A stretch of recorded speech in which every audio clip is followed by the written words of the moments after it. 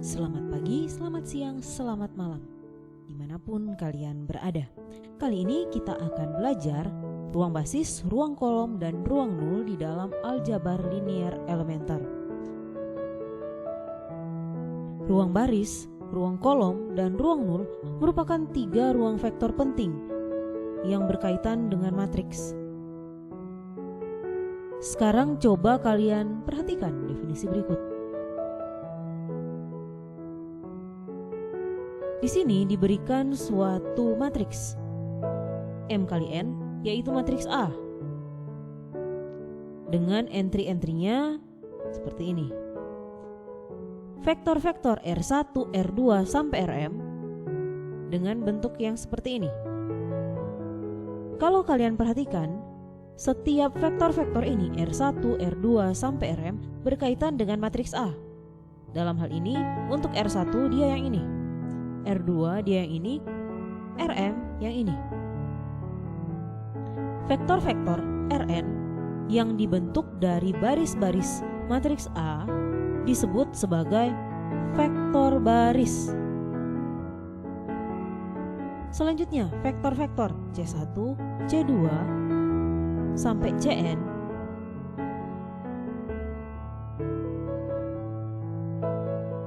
nah, kalau kalian perhatikan, dia ada kaitannya dengan matriks A. Yang ini, dan yang ini.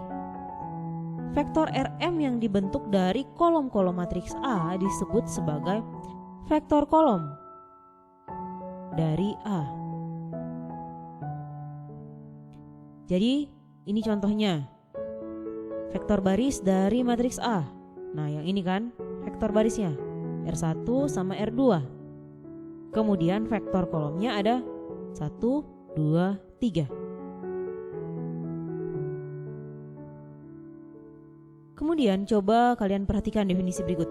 Jika A adalah suatu matriks M kali N, maka subruang dari Rn yang direntang oleh vektor-vektor baris dari A disebut ruang baris dari A, dan subruang dari Rm yang direntang oleh vektor-vektor kolom disebut ruang kolom dari A. Ruang solusi dari sistem persamaan yang homogen AX sama dengan 0 yang merupakan subruang dari Rn disebut dengan ruang null space dari A. Sekarang coba kalian perhatikan hubungan apa yang terjadi antara solusi suatu sistem linear AX sama dengan B dan ruang baris, ruang kolom, dan ruang nul dari matriks koefisien A. Kemudian hubungan apa yang terjadi antara ruang baris, ruang kolom, dan ruang nul dari suatu matriks.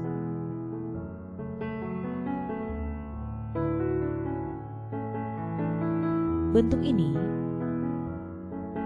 AX sama dengan B. Kalau kita perhatikan, tentunya A-nya itu adalah matriks berukuran M kali N, dan di sini adalah yang X adalah solusi untuk suatu sistem linear AX sama dengan B. Selanjutnya, jika C1, C2, dan Cn itu merupakan vektor kolom dari A, nah maka kita dapat menyatakan AX ini itu sebagai suatu kombinasi linear. Yang ini, ya kan? Karena AX sama dengan bentuk ini, nah maka untuk AX sama dengan B, kita dapat tuliskan di dalam bentuk yang seperti ini dengan mensubstitusi yang ini ke dalam AX sama dengan B. AX sama dengan B itu konsisten jika dan hanya jika B-nya dapat dinyatakan sebagai suatu kombinasi linear dari vektor-vektor kolom A, atau secara ekivalen jika dan hanya jika B berada pada ruang kolom A. Hal tersebut akan menghasilkan teorema berikut ini. Suatu sistem persamaan linear AX sama dengan B adalah konsisten jika dan hanya jika B berada pada ruang kolom dari A. Nah, sekarang coba kalian perhatikan contoh 2 yang merupakan contoh vektor B pada ruang kolom dari A. Nah, di sini ada suatu sistem persamaan linear yang sudah dibawa ke dalam bentuk ini. Di sini kita mau menunjukkan bahwa B berada pada ruang kolom dari A. Dan kita mau menyatakan bahwa B itu sebagai suatu kombinasi linear dari vektor-vektor kolom A. Apa yang harus kita lakukan? Pertama, kita harus mencari penyelesaian dari sistem linear yang ini. Nah, jadi kalian bisa menggunakan berbagai cara. Tapi kalau di sini dia diarahkan dengan menggunakan eliminasi Gauss. Nanti akan kita peroleh X1 sama dengan 2, X2 sama dengan negatif 1, serta X3 sama dengan 3. Sekarang perhatikan ruang kolom dari A. Ruang kolom dari A yaitu yang ini.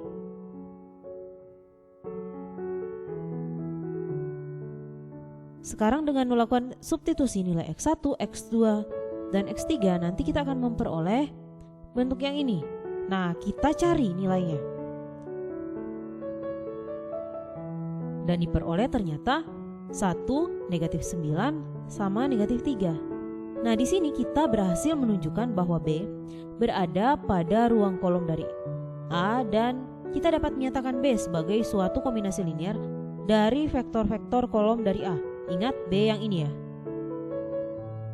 Teorema berikutnya, jika X0 menotasikan solusi tunggal sebarang dari suatu sistem linear konsisten AX sama dengan B, dan jika V1, V2, Vk membentuk suatu basis untuk ruang 0 dari A, yaitu ruang solusi dari sistem homogen AX sama dengan 0, maka setiap solusi dari AX sama dengan B dapat dinyatakan di dalam bentuk. Dan sebaliknya untuk semua pilihan skalar C1, C2, sampai CK, vektor X pada rumus ini adalah solusi dari AX sama dengan B. Kalian coba baca ya untuk pembuktiannya. Teorema yang tadi akan membawa masuk kita ke dalam bagian ini, solusi umum dan solusi khusus. Jadi kalau kalian perhatikan tadi ada yang namanya X0. Nah, X0 itu dia merupakan solusi khusus atau particular solution dari AX sama dengan B. Nah, lantas solusi umumnya yang kayak gimana? Yang ini. Untuk AX sama dengan B. Sedangkan untuk AX sama dengan 0, solusi umumnya yang ini. Untuk teorema yang tadi, teorema 5.5.2 itu memiliki interpretasi geometrik baik di dalam R2 maupun R3, tapi di sini yang digambarkan gambar 5.5.1 itu di dalam R2. Pada gambar ini dinyatakan bahwa dengan menjumlahkan X0 ke setiap vektor X pada ruang solusi AX sama dengan itu akan mentranslasi ruang solusi.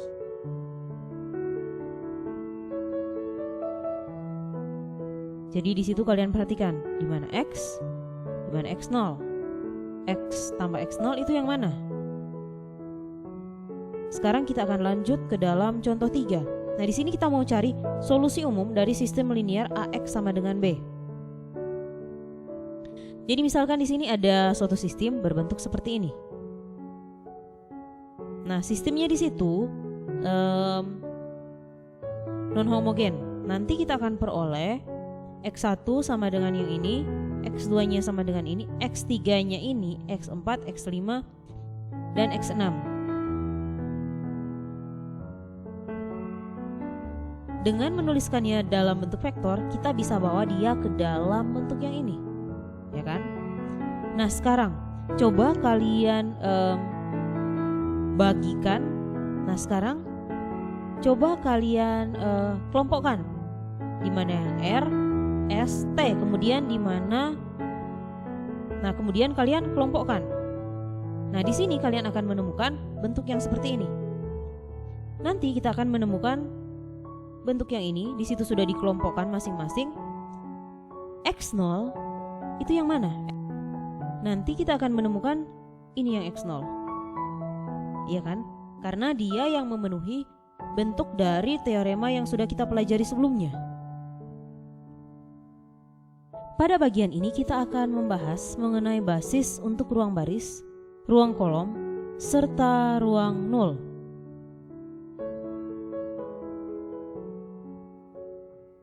Di sini terdapat teorema operasi baris elementer tidak mengubah ruang nol suatu matriks. Jadi bagaimana kita mau menentukan basis? Nah, perhatikan contoh 4. Di sini kita mau menentukan basis untuk ruang nol. Dalam hal ini, untuk suatu sistem yang berbentuk AX sama dengan 0, vektor 0 ya. Jika matriks A-nya berbentuk seperti ini, maka ruang nolnya dari A adalah suatu ruang solusi dari sistem homogen yang seperti ini.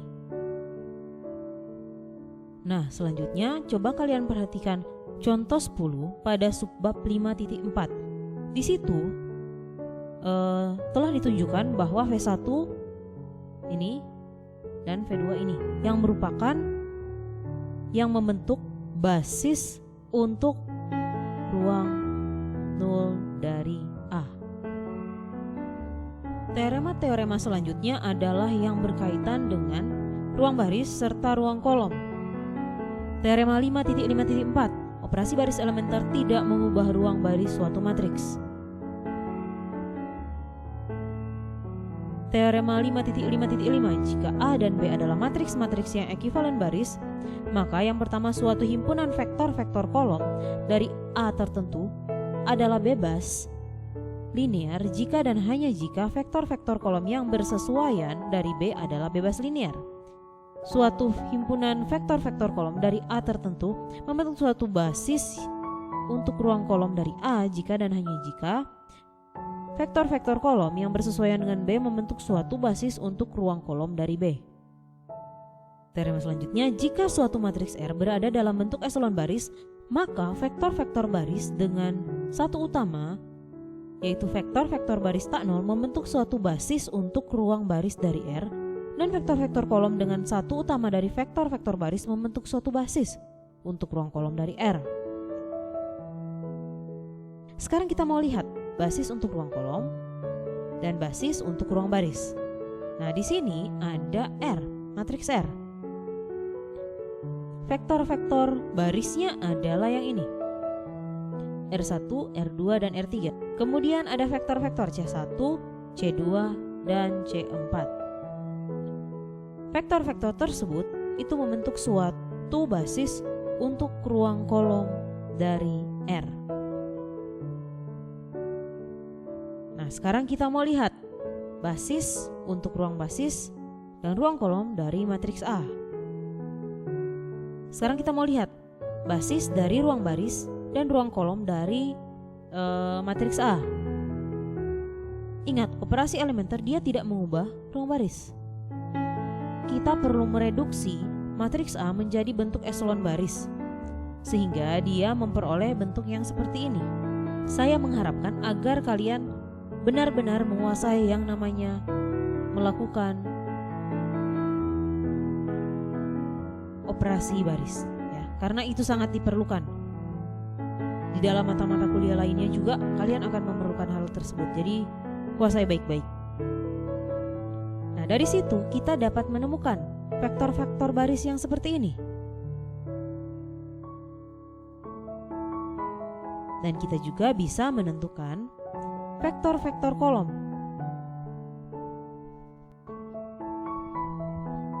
Nah, selanjutnya perhatikan ini. A dan R mungkin memiliki ruang kolom yang berbeda, sehingga kita tidak dapat menentukan suatu basis untuk ruang kolom dari A secara langsung dari vektor-vektor kolom dari R.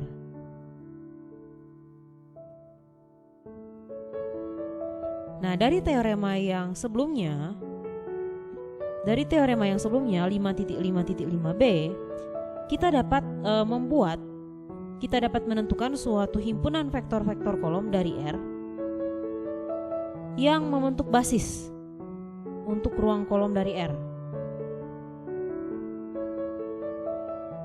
Sekarang coba kalian perhatikan matriks R. Di situ kolom pertama, ketiga, dan kelima itu terdiri dari vektor-vektor baris dengan satu utama, sehingga kita bisa nyatakan C1 aksen, C3 aksen, C5 aksen dengan bentuk seperti ini. Nah, dia nantinya akan membentuk suatu basis untuk ruang kolom dari R.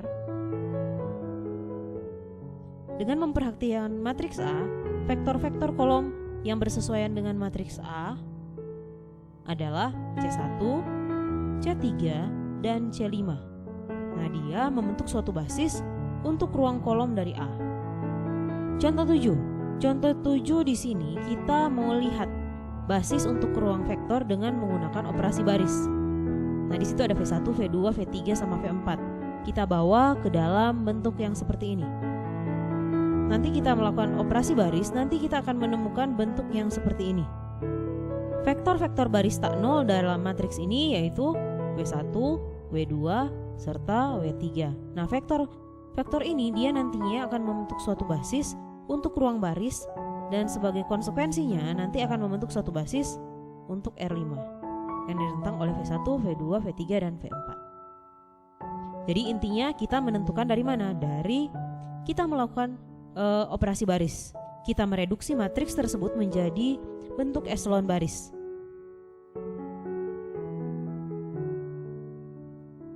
Contoh 8, basis untuk ruang baris suatu matriks. Nah, di sini ada matriks A. Di sini A-nya itu ditranspos, sehingga itu akan mengubah ruang baris dari A menjadi ruang kolom dari A transpos. Selanjutnya dengan menggunakan operasi baris, kita mereduksi matriks ini sehingga menjadi eselon baris. Kita lihat yang mengandung satu utama.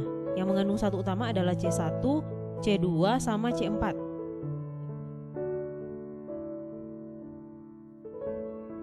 Nah, nanti dengan mentranspos kembali kita akan menemukan ini R1, R2, dan R4. Nah, dia merupakan vektor-vektor basis untuk ruang baris dari A. Jadi di sini ada berbagai teknik yang harus kalian kuasai. Selanjutnya kita akan melihat basis dan kombinasi linear kaitannya. Sekarang perhatikan di sini ada V1, V2, V3, V4, dan V5. Nah, nanti kita akan memperoleh matriks yang seperti ini. Dengan melakukan operasi baris, nanti kalian akan menemukan suatu bentuk eselon baris yang seperti ini. Dimana ini untuk W1, W2, W3, W4, dan W5. Sekarang kita lihat mana yang memiliki satu utama. Yang memiliki satu utama adalah pada kolom-kolom pertama, kedua, sama keempat. Sehingga menurut teorema W1, W2, sama W4 adalah basis untuk ruang kolom dari bentuk ini. Nah, sebagai konsekuensinya V1, V2, dan V4 adalah basis untuk ruang kolom dari 9. Ingat di sini kita hanya memakai yang satu utama. Di sini pada bagian selanjutnya kita akan menyatakan W3 dan W5 itu sebagai suatu kombinasi linear dari vektor-vektor W1, W2, sama W4. Nah, sehingga kita nanti akan menemukan bentuk ini, W3, sehingga kita akan menemukan ini, V3 dan V5. Jika diketahui suatu himpunan vektor-vektor S, V1, V2, sampai Vk pada Rn, prosedur berikut itu menghasilkan suatu subhimpunan dari vektor-vektor yang membentuk suatu basis untuk rentang S dan menyatakan vektor-vektor dari S yang tidak termasuk dalam basis tersebut sebagai kombinasi linear dari vektor-vektor basis. Langkah pertama, kita menyusun matriks A yang mempunyai V1, V2, sampai Vk sebagai vektor-vektor kolom. Kemudian lakukan apa? Operasi baris. Kita mereduksi matriks A menjadi bentuk eselon baris tereduksi. Kemudian W1, W2, sampai Wk itu adalah vektor-vektor kolom dari R. Berikutnya, kita lihat mana yang mengandung satu utama. Vektor-vektor kolom dari A yang bersesuaian adalah vektor-vektor basis untuk rentang S. Selanjutnya, kita nyatakan ruang vektor kolom dari sebagai suatu kombinasi linear dari vektor-vektor kolom sebelumnya yang mengandung satu utama. Nanti dia akan menghasilkan himpunan ini yang melibatkan persamaan yang bersesuaian untuk vektor-vektor kolom dari A itu menyatakan vektor-vektor yang tidak ada dalam basis tersebut sebagai kombinasi linear dari vektor-vektor basis. Jadi intinya di sini kalian perhatikan contohnya. Nanti di situ kalian akan secara tidak langsung bisa memahami tahapan-tahapan ini, ya.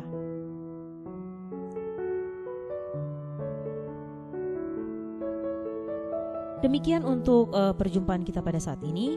Sampai jumpa di dalam kesempatan berikutnya. Terima kasih.